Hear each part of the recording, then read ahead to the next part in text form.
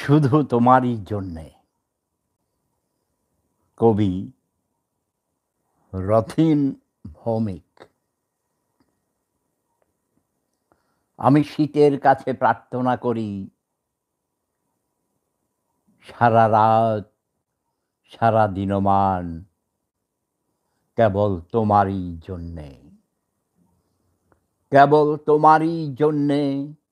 এই প্রিয় অরণ্যের কাছে, এই প্রিয় সমুদ্রের কাছে, এই অবেলায় এত নির্জনতা। তোমার পায়ের শব্দে ঘর ভিজে যায়, কোথায় দাঁড়াবো? তবু আমি জিজ্ঞেস করো না কখনো কেন আসি।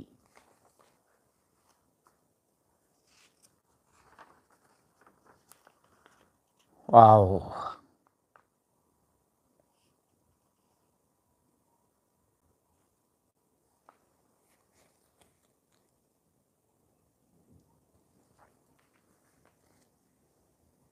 তুমি প্রেম নাকি তুমি? পরেশ মণ্ডল। তুমি কি শীতের চাদর? জড়ালেই শীত যাবে। তুমি কি জামার বোতাম? সারাদিন বুকে বুকে রাখবো। বরং তুমি থার্মোমিটারের পারা, তাপ বাড়লে বেড়ে ওঠে, তাপ কমলে কমে যাও। তুমি প্রেম নাকি তুমি আমারই অয়ং? হ্যাঁ, অহং, সরি। তুমি প্রেম নাকি তুমি আমারই অহং?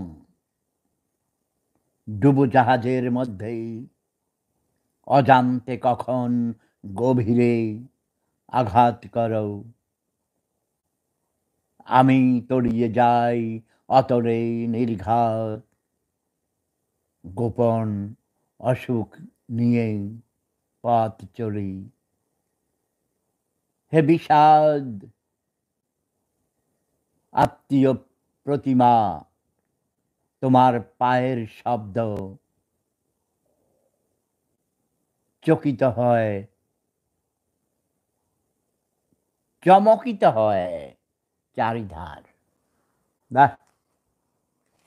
ব্যাটারি কমে গেছে চোখের, বুঝছো? আচ্ছা, আলোর বিপরীতে আমি এই লাইনটা আবার পড়ি, হ্যাঁ? হে বিষাদ, আত্মীয় প্রতিমা, তোমার পায়ের শব্দ চমকিত হয় চারিধার। কবিতা পড়া কঠিন কাজ, জানো, অনেক শক্তি দরকার হয়। আমার সেই শক্তি নেই। কেমন আছো তোমরা হে রোজাদার গণ?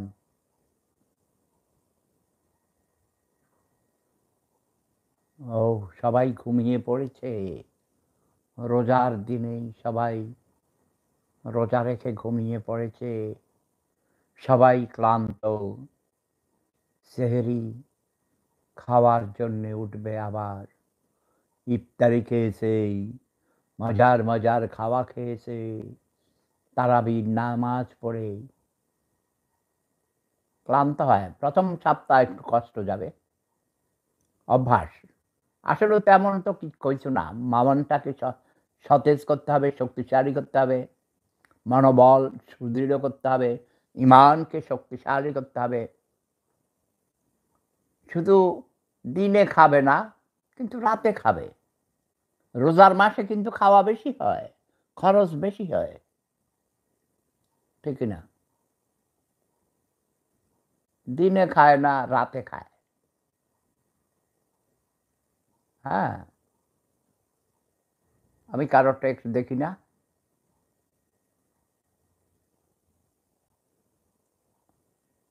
আচ্ছা, যাক, যে কথা বলছিলাম, যে আমি তো সারাক্ষণ আমার দেশকে নিয়ে ভাবি, সারা বিশ্বকে নিয়ে ভাবি। পৃথিবীর মানুষকে নিয়ে চিন্তা করি।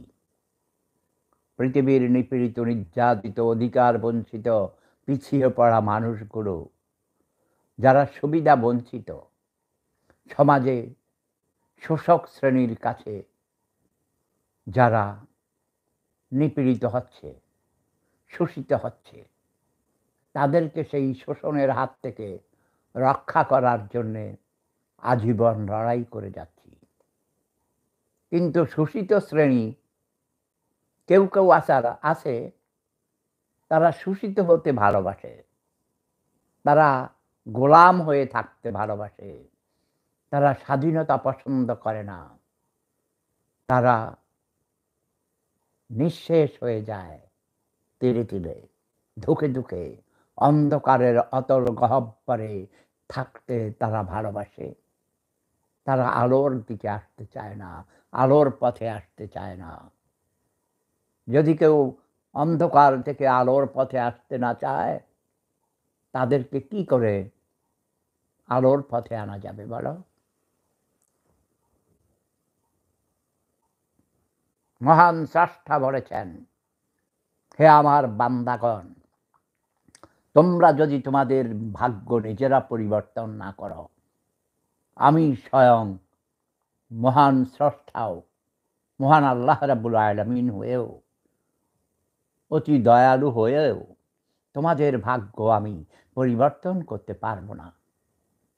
যেমন যদি কেউ রোজা রাখতে না চায়, ভোর রাতে যদি সেহরি না খায় এবং ঘুম থেকে উঠে নাস্তা করে, লুকিয়ে লুকিয়ে খায়, কেউ কি তাকে দেখবে?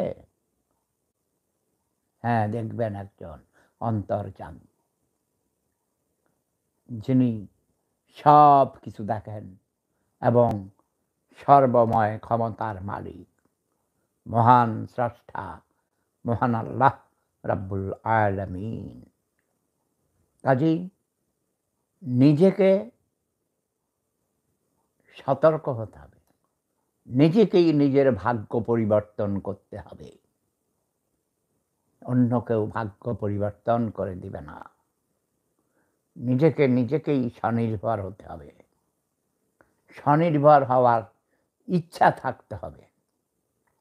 মুখে মুখে ইচ্ছা পোষণ করলে হবে না। সেই ইচ্ছা বাস্তবায়নের জন্যে, ইচ্ছা পূরণের জন্যে অক্লান্ত পরিশ্রম করতে হবে, উদ্যোগ নিতে হবে, তাই না? প্ল্যান করতে হবে, সেই প্ল্যান অনুযায়ী এগোতে হবে। একজন মনে করলো আমি ডাক্তার হব, তেমন করে সিরিয়াস লেখাপড়া করলো না, ক্লাসে অ্যাটেন্ড করলো না, 24 ঘন্টার মধ্যে কমপক্ষে 12 থেকে 14 ঘন্টা তাকে স্টাডি করতে হবে। সারাক্ষণ চিন্তা থাকবে তাকে তার পাঠ্যপুস্তক, তার সিলেবাস পুরোপুরি শেষ করতে হবে, বারবার অধ্যয়ন করতে হবে। তা না হলে সে ডাক্তার হতে পারবে না। অথবা কেউ ইঞ্জিনিয়ার হতে চায়, কঠোর পরিশ্রম করতে হবে। মেধাবী শুধু ওই বসে বসে লড়াই করলে মেধাবী হওয়া যায় না। যারা কোটা আন্দোলন করেছিল, এরা বেকার যুবক, দেখা গেছে ওরা তেমন কোনো মেধাবী নয়। যখন তারা দেখতে পেয়েছে মেধা তালিকায় তাদের স্থান পাওয়ার কোনো সুযোগ নেই, তখন তারা কোটা বাতিলের আন্দোলন শুরু করেছে। ওরা বোকা। ওরা এখন দেখেছে, দেখো ওরা কোটা আন্দোলনকারী হয়ে গেছে মন্ত্রী, কেউ সচিব, কেউ সিনিয়র সচিব, কেউ রাষ্ট্রদূত, কেউ কোনো কর্পোরেশনের চেয়ারম্যান, যেটা হয়তো প্রায় 35 থেকে 40 বছর চাকরি করার পর বিসিএস ক্যাডার হিসেবে একজন সচিব হতে কত বছর লাগে ধারণা আছে তোমাদের? ৩৫ থেকে ৪০ বছর, আরো বেশিও লেগে যায়। অনেকে পুরাপুরি সচিব না হয়েই অতিরিক্ত সচিব হয়ে রিটায়ারমেন্টে যায়। সেখানে অবশ্য রাজনৈতিক দলের অনেক করুণা, অনেক বহুত কিছু তেলবাজি, অনেক কিছু আছে।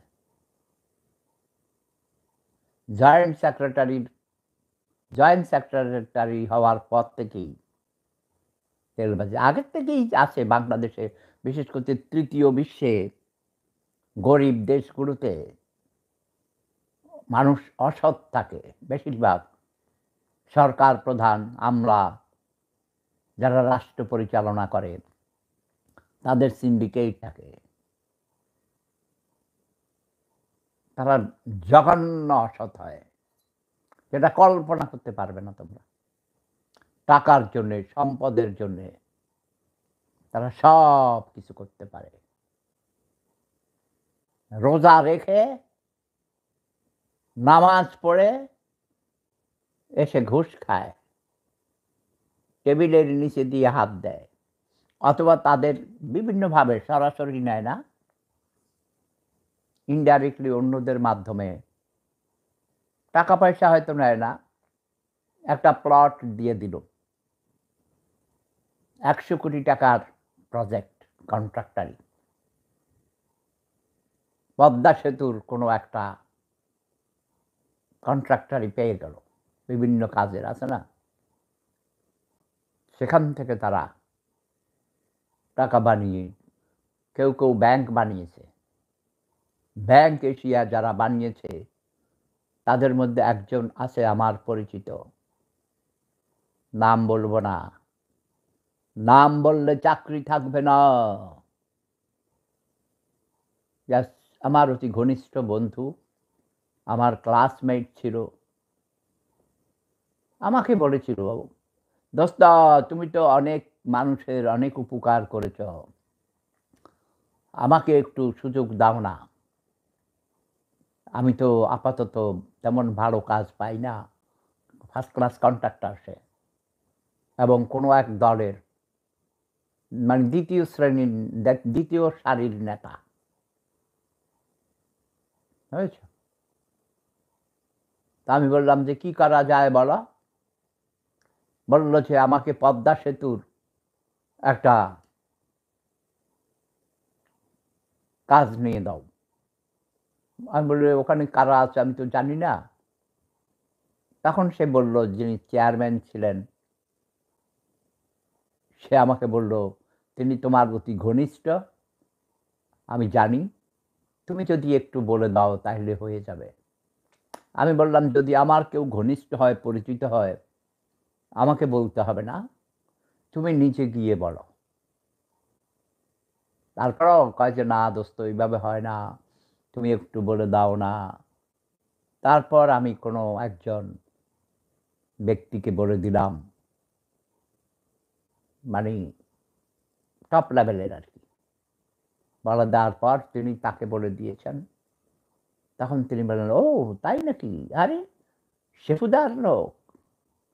হ্যাঁ, সাথে সাথে তাকে সেই কাজটা নিয়ে দিয়েছেন।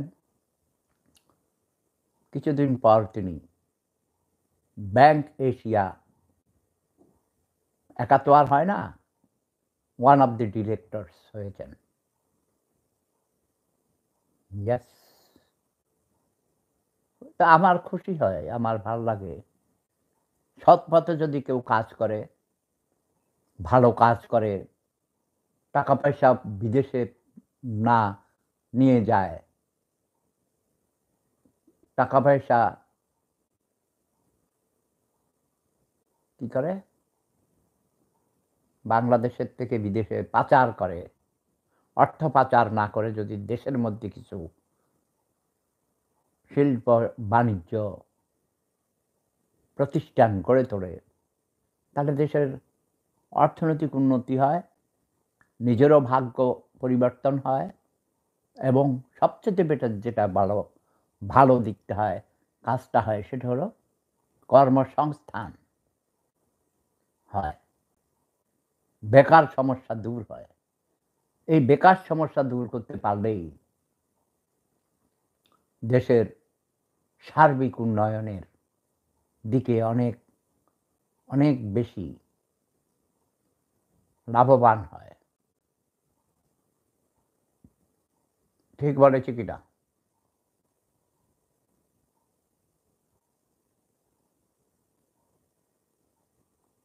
বাংলাদেশের রাজনীতি এখনো ঘোলাটে।